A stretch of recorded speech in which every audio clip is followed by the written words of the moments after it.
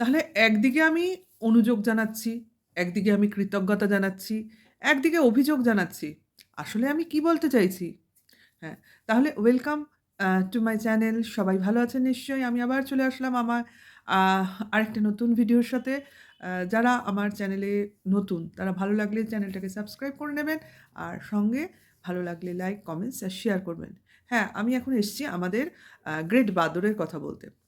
কারণ তার চ্যানেলে সে যাই দেখাক, ডেইলি লাইফ দেখাক বা কোথাও ঘুরতে যাওয়া দেখাক বা পুজো আর্চা দেখাক, যেখানেই যাক, আ লাস্টে ও একটা বা মাঝে কোনো একটা জায়গায় পার্ট রাখে যেখানে ওর কিছু কথা থাকে। যেটা কিনা ভিউয়ার্সদের সঙ্গে বা আ আমাদের মতো কন্ট্রোভার্সি ক্রিয়েটরদের সঙ্গে হতে পারে। কারণ ও তো ওই জায়গাটাতেই আমাদের কনটেন্ট দেয় এবং সারা চ্যানেল বা এই সারা ভিডিও দেখার পরেও যখন মনে হয় না কিছু তো নেই চ্যানেলে, শুধু ওই কথাগুলোর জন্য মনে হয় না একে নিয়ে একটু ভিডিও করি। ঠিক কি না? কারণ এখন আমরা সবাই জানি কি ঘটছে, কি চলছে। স্ট্রাইক খেলা চলছে তো? মানে যার মনে হচ্ছে যেখানে যতটুকু সম্ভব আ স্ট্রাইক দেওয়ার চেষ্টা করছে। হ্যাঁ, আমি টিনা স্ট্রাইকের কথা কিন্তু বলিনি। ওর কিন্তু চেষ্টা করতে হয়নি। ও কিন্তু দীর্ঘদিন ওয়েট করেছে, দীর্ঘদিন জিনিসটাকে ডাইজেস্ট করেছে। তারপরে যখন বদহজম হয়েছে, আরও নিতে পারছে না, তখনই ও বমি করে দিয়েছে। মানে স্ট্রাইক দিয়েছে। তাহলে ওর বমি করাটা দরকার ছিল। না হলে ওর স্বাস্থ্যের অবনতি ঘটতো। তাহলে স্ট্রাইক দেওয়াটা ওর দরকার ছিল। তাহলে ওর কথা বাদে বাকি যাদের কথা বলছি তারা যারা স্ট্রাইক দিয়েছে বা দিতে চলেছে মানে ভাবার কথা ভাবছে বা অলরেডি দিয়েছে প্রতিশোধ স্পৃহা থেকে তাদের। এটা একটা খেলা বই তো কিছু নয়। আমার মনে হলো আমি খুঁজে পেতে কিভাবে স্ট্রাইক দেওয়া যায় একটা দিয়ে দিই। মানে আমি কাউকে ডেঞ্জারে ফেলে দিই। মানে আমি যে দুদিন আগেও বললাম যে কারোর পেটের ভাত মারাটা ঠিক নয়। আমি স্ট্রাইকের এগেইনস্ট এ কেউ কারোর কথা ভাবে না। তাহলে সেটা কি শুধু আমি বলার জন্যই ভাবলাম?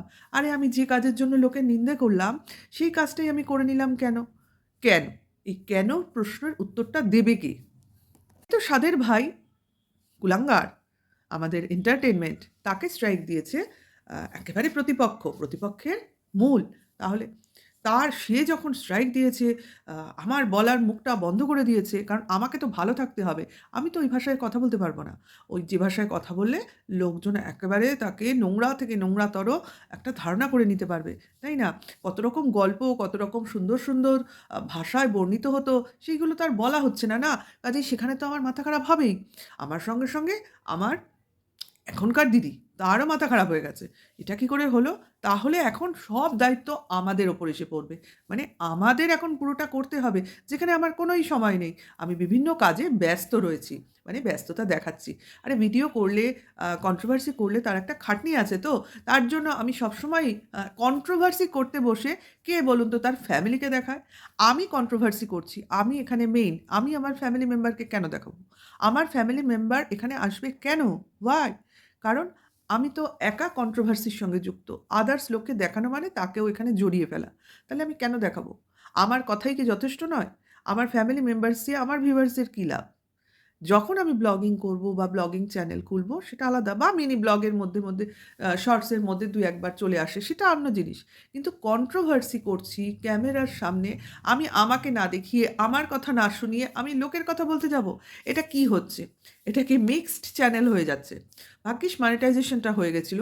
না হলে হয়তো এদের পলিসিতে আ আটকে যেত। যা হচ্ছে পরে হচ্ছে না? আগে তো এসব কিছু হয়নি। যাই হোক, আ সেই বলছি, এরা বুঝতে পারেনি বা এদের চিন্তারও অতীত ছিল যে আহ যে কিনা আগে স্ট্রাইক দিয়েছে। আমি নামটা উচ্চারণ করতে চাইছি না এই কারণেই, অনেকবার তাকে টেনে আনা হচ্ছে তার অনিচ্ছা সত্ত্বেও বারবার এই কন্ট্রোভার্সি জগতে। আমি চাইছি না তার নামটা তুলতে। আমি শুধু দিদি বলেই ছেড়ে দিচ্ছি। আ কারণ কি দরকার সেই মেয়েটা যার কোনো কাজই নেই এখানে তাকে বারবার টেনে আনা হয়। যাই হোক, আনতেই হচ্ছে কারণ উপায় নেই। তার নিজের ভাই এই কাজটা করছে। সে কিনা একদিকে আ বলছে সে তার দিদির উপর কৃতজ্ঞ কারণ দিদির জন্যই তার পরিচিতি। পরক্ষণেই বলছে যে দিদি তাকে প্রচণ্ডভাবে ঘৃণা করছে, দিদি তাকে ভুল বুঝছে। একদিন হয়তো আ দিদি তার জন্য পস্তাবে। কত রকম কথা। আরে অন ক্যামেরা এসে আমাদের এসব কথা জানিয়ে কাজ কি? তার তো দিদির সঙ্গে নিশ্চয়ই যোগাযোগ আছে। নিশ্চয়ই যোগাযোগ নেই। একদম ভুল কথা বললাম। নিশ্চয়ই যোগাযোগের নাম্বারটা আছে।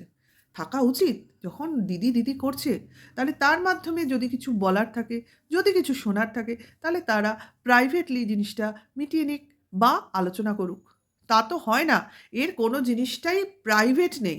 সমস্তটা পাবলিসিটি চায়, পাবলিককে বলতে চায়। আসলে সে দিদিকে কোনো ভালো জিনিস তো বলছে না।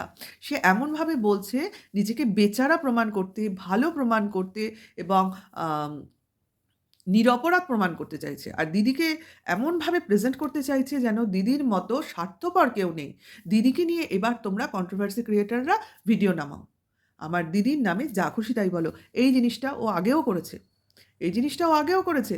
আমি জানি না সৌমালি সবসময় এদেরকে ছেড়ে দেয় শুধু ওর নিজের ভাই, নিজের মা, নিজের বাবা বলে। এই জায়গায় ও হয়তো আটকে যায়।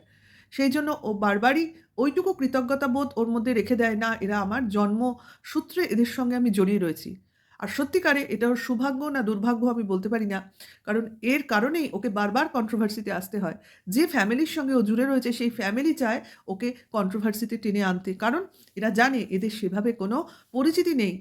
যেটা পরিচিতি তৈরি হয়েছে এর দৌলতেই তৈরি হয়েছে এবং যেটুকু সুনাম বজায় রয়েছে এদের জন্যই বজায় রয়েছে এবং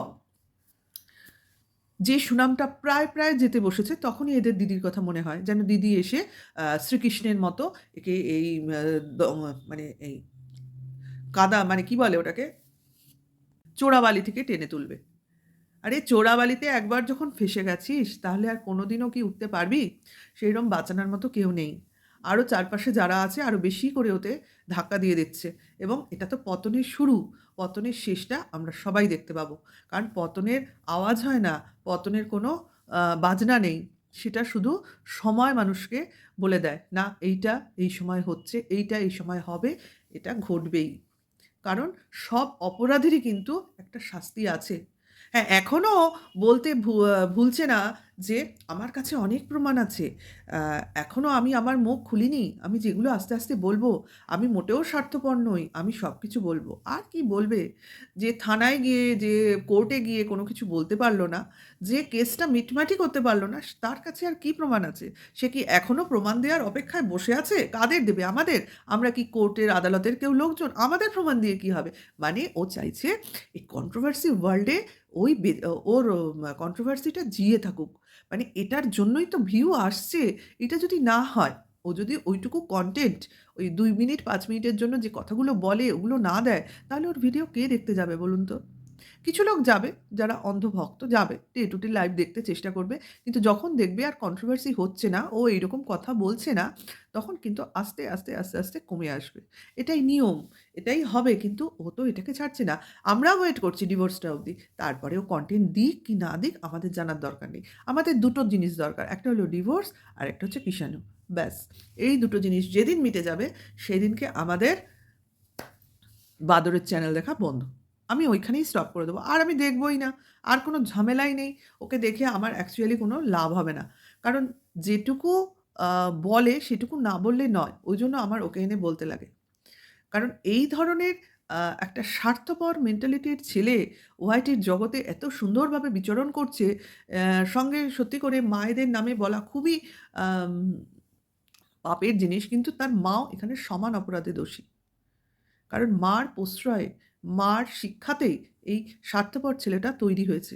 অ্যাকচুয়ালি আমি জানি ওর দিদির, নিজের দিদির খুব খারাপ লাগবে যদি কথাটা শোনে। কিন্তু কিছু করার নেই। এটাই সত্যি। আমরা প্রত্যেকেই জানি সত্যি কথা খুব আ তেতো হয়।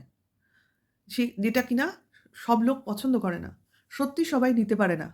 সেইজন্য সবাই রং-চল মারিয়ে তেল মাখিয়ে কথা বলে। কিন্তু সত্যি তো সত্যি বাবা। আজ নয় কাল সামনেই চলে আসবে। কাজেই এগুলো অ্যাকসেপ্ট করা উচিত। আর যে হেরে গেছে মানুষ, হারা মানুষ, সে আক্ষেপ ছাড়া আর কি করবে? জীবনে ওর আছে কি বলুন তো? সত্যি কথা। আমার একেক সময় ওই বাদরের জন্য একটু কষ্টই হয়। ওর জীবনে কিন্তু আল্টিমেট আর কিছু নেই। এরপরে যেগুলো আসবে যাবে সেগুলো নিয়ে আ ওর অতটা মাথা ব্যাথা থাকবে না। কারণ যে ঐরকম দিদির মতো দিদির সঙ্গে সম্পর্ক রাখতে পারে না, যে ঐরকম বউকে নিজের করে ধরে রাখতে পারেনি, যা বউকে তার সংসারে থেকেও অন্য লোকের কথা ভাবতে হয়েছে, সেখানে দোষটা কার? স্বামীরই তো। তাহলে সে বউকে সেইভাবে সময় দেয়নি, সেইভাবে সে আম মনোযোগ দেয়নি। এটাই আমরা ধরে নেব। এভাবে কিনা ধরে নেওয়া হয় যে কোনো আ আ হাসব্যান্ড যদি পরকীয়া করে, তাহলে তার বউকে বলা হয় আ সে নিশ্চয়ই তার স্বামীকে ঠিকমতোভাবে ধরে রাখতে পারেনি। তাহলে এইগুলো হচ্ছে ভাইস ভার্সা। কেউ কাউকে ধরে রাখবে বা ইয়ে করবে বা কেউ কারোর প্রতি লয়াল থাকবে, সেটা কিন্তু দুজনের সম্পর্কের বেসের উপর নির্ভর করে। কাজেই যাদের সম্পর্ক নড়বড়, তাদেরই এইসব সমস্যা দেখা দেয়। যাই হোক, সম্পর্ক টিকিয়ে রাখাটা দুজনেরই, কোনো একজনের নয়। এইটা যদি লোকে বুঝে যায় যত তাড়াতাড়ি, তত তাড়াতাড়ি মঙ্গল। এই যে দোষারোপ, কাদা ছেঁটাছেঁটি করে যে কী লাভ হচ্ছে, সেটা এরাই জানে। আর এরা জানে মানে ওই বাঁদর জানে আর ওর দালাল দিদি জানে। এই করে কোনো কিছুই লাভ হচ্ছে না। আর আল্টিমেট কী লোকসানটা ওয়েট করছে, সেটা আমরা সবাই দেখব। তাহলে বলি, যে বউয়ের প্রতি এত ঘৃণা, তাহলে সেই বউয়ের ভিডিওগুলো নিজের চ্যানেলে রেখেছো কেন? সেগুলোকে ডিলিট করে কেন দিচ্ছ না? এটা তো তোমার অধিকারের মধ্যেই পড়ে না। কারণ বউয়ের ভিডিও থেকে এখনও তো ভিউজ কামাচ্ছ। কারণ ওগুলো চ্যানেলে এখনও আছে এবং ওগুলো আমরা এখনও দেখতে পাই। তাহলে লোভটা কার বেশি? এইটা হলো প্রশ্ন। কারণ লোভী মানুষকে সবাই চট করেই চিনতে পারে। আর ছেলেকে যা শিক্ষা দিচ্ছ সে তো আমরা দেখতেই পাচ্ছি। কারণ ছেলের যে কিভাবে বোঝানো হচ্ছে, ছেলেকে কী, কী শেখানো হচ্ছে, যেমন কিনা ছেলে আজকে নিজে মুখে বলল, ক্যামেরা দেখলেই আজকাল ছেলে বলতে শুরু করে দিচ্ছে। এইভাবেই ও তৈরি হয়ে যাচ্ছে, মানে ট্রেনিং পাচ্ছে। এখন আর ওকে শেখাতে হচ্ছে না, কোন দিকে তাকাও। অবশ্য অনেকদিন আগে থেকেই ক্যামেরা নিয়ে ব্লগিং করার চেষ্টা করছে। এর আগেও আমরা দেখেছি, ওই যে বাবা সাইকেল পরিষ্কার করছে, ওই যে দাদা এই কাজ করছে বড়দা। আ তাহলে ক্যামেরা কিন্তু খুব সুন্দর ধরতে পারে। অ্যাঙ্গেল কিন্তু খুব ভালো বোঝে। একদম নতুন না যে ক্যামেরা মাটির দিকে চলে যাচ্ছে, আকাশের দিকে চলে যাচ্ছে, একদম না। যাকে যেটা বলছে সেটা সেই দিকে ঘুরিয়ে, ঘুরিয়ে দেখাচ্ছে। তার মানে হাতের গ্রিপ আছে এবং ক্যামেরার অ্যাঙ্গেল বোঝে, লেন্স রাখতে জানে আর কথাও বলতে জানে। কত সুন্দর বলছে, যতই আদো, আদো কথা বলুক। কারণ এগুলো ও দেখছে, এগুলো ও ওয়াচ করছে এবং এগুলোর হ্যাবিটের মধ্যে ঢুকে যাচ্ছে। কাজেই পড়াশোনা হোক আর না হোক, আমরা ভবিষ্যৎ ব্লগার একজন পাবো। এইটা আশা করছি। এখন ভবিষ্যৎটা ভবিষ্যতই বলবে। আমরা তো কেউ ভবিষ্যৎ দ্রষ্টা নই। তাই ছেলেকে যখন বলতে শুনলাম আজকে, গাড়ির সামনে দাঁড়িয়ে, দাঁড়িয়ে ক্যামেরা গাড়ির পিছনে, মানে পিছনে গাড়ি, সামনে ক্যামেরা, এরম পজিশনে দাঁড়িয়ে, দাঁড়িয়ে, কাল আমরা আ অমুক পিসির বাড়িতে যাবো। কেননা আ কারণ, কারণ কিরম সুন্দর বলতে শিখেছে। অমুক পিসির বাড়িতে কাল আমরা যাবো। কারণ, কারণটা কি? কারণ সেই পিসি ওর জন্য, মানে আমাদের কিষাণুর জন্য কান্না করে, কাঁদে। তাহলে দেখুন কিভাবে ছেলেটাকে বোঝানো হচ্ছে বা কিভাবে ছেলেটাকে আ ব্রেইন ওয়াশ করা হচ্ছে। কিভাবে ছেলেটাকে আ তৈরি করা হচ্ছে। তাহলে এইগুলো কিসের পরিচয়? না ছেলেটার কোনো পড়াশোনার কথা শুনি, না কোনো একটা ছড়া ঠিকমতো বলতে শুনি, না কোনো স্কুলের বন্ধু-বান্ধবের কথা বলে, না কোনো অ্যাক্টিভিটিস করে। হ্যাঁ, ওই পিকনিক, স্কুলের পিকনিকে দৌড়তে দেখেছি আমরা।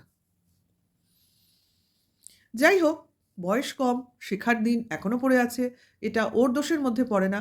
কিন্তু যাদের তত্ত্বাবধানায় ও রয়েছে, তারা যে কি পরিমাণ ওর পারভারিশ করবে সে তো বোঝাই যাচ্ছে।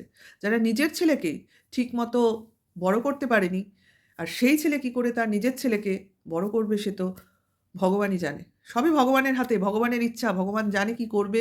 ভগবানের উপর আমাদের বিশ্বাস আছে, ভরসা আছে। আ আশা করি ছেলেটার ভবিষ্যৎটা খারাপ হবে না। ভবিষ্যৎ বলে দেবে। কারণ এই ধরনের পরিবেশে থাকলে বা এইরকম ফ্যামিলির মধ্যে থাকলে যে ছেলেটা কোনোদিনই সঠিক অর্থে মানুষ হবে না, মানে শিক্ষিত মানুষ বলতে যেটা বোঝায়, সহৃদয় মানুষ বলতে যেটা বোঝায় এবং একটা মূল্যবোধ কোনোদিনই তৈরি হবে না। মানুষকে সম্মান করতে পারবে না। মানুষকে সবসময় মানুষের সঙ্গে স্বার্থ নিয়ে মিশবে। তাই জন্যই তো মাঝে, মাঝে ওই একটা কি শিখিয়েছে পাশের বাড়ির রিলেশন, আন্টি-ফান্টি, কাকু, কাকিমা, পিসিমা এসব বলার ব্যাপার নেই। বউ, মানে গ্রাম্য ব্যাপার শিখিয়ে বড় করছে ছেলেটাকে। ছোট বাচ্চা বলবে ইয়ার্কি, কিন্তু এটা কি কোনো ইয়ার্কির অংশ? তাদের বাড়ি যায়, হাতে ফল নিয়ে চলে আসে। হ্যাঁ, বাচ্চার হাতে অনেকেই জিনিস দেয়, নিয়ে আসে। নিত্যদিন নিয়ে আসে। কই আমরা তো বাচ্চাদের শেখাই যে কেউ কিছু দিলে জিজ্ঞাসা করে আনবে, নিয়ে আনবে না। অন্তত আমাদের এসে জিজ্ঞাসা করবে। এই শিক্ষাটুকু নেই। ১ম দিন ভুল হতে পারে। ২য় দিন, ৩য় দিন একই ভুল হয়ে যাবে। যাই হোক, যে জিনিসটা দৃষ্টিকটু লাগে, যে জিনিসটা আমাদের দেখানো হয়, সেই জিনিসগুলো নিয়ে তো কথা হবেই। এর কোনো কারণ আমাদের যে ব্লগার ভাই, বাদর ভাই, সেও তো সমস্ত জিনিস ওয়াচ করে এবং সমস্ত জিনিস বলতে চলে আসে। তার বোধহয় ওই ৫ মিনিট, ৪ মিনিট, ২ মিনিট, ৩ মিনিট যাই থাকুক না কেন, ওটা একটু কন্ট্রোভার্সিয়াল ছোঁয়া থাকে। আর সন্ধেবেলা প্রচুর ঠান্ডা, প্রচুর ঠান্ডা। যে ঠান্ডায় লোক বেরোবার কথা ভাবতেও পারে না। আর গ্রামের ঠান্ডা, সাংঘাতিক ঠান্ডা। তার কিন্তু একটু বন্ধু-বান্ধবের সঙ্গে দেখা সাক্ষাৎ করতেই হয়। কোথায় না? বন্ধুর দোকানে। বন্ধুর দোকানে আমরা কিন্তু কোনো সময়ই বন্ধু-বান্ধবকে দেখিনি। ওই একটি বন্ধুর দোকান, সেখানে গিয়ে ও বসে মোবাইল নিয়েই কি করে বা আদার্স কি করে কোনোদিনই দেখাবার চেষ্টা করেনি বা আমরা দেখিনি। কিন্তু সেটা ঠান্ডায় মানে হাজার অসুবিধা সত্ত্বেও তাকে যেতে হয়। এটাই হলো ব্যাপার। এগুলোই হলো ছেলেদের স্বাধীনতা এবং সেখানে তার বাবা-মার কিছু বলার থাকে না। কাজেই কি বলতে চাইছি, কি ইঙ্গিত করছি আশা করি বোঝা যাচ্ছে। এটুকুই বলার ছিল, এইটুকুই আমার দর্শকদের সঙ্গে আলোচনা করার ছিল। তাহলে এখন এখানেই শেষ করছি। সবাই ভালো থাকবেন, সুস্থ থাকবেন এবং আগামী ব্লগে, আগামী ভিডিওর অপেক্ষা করবেন। টাটা।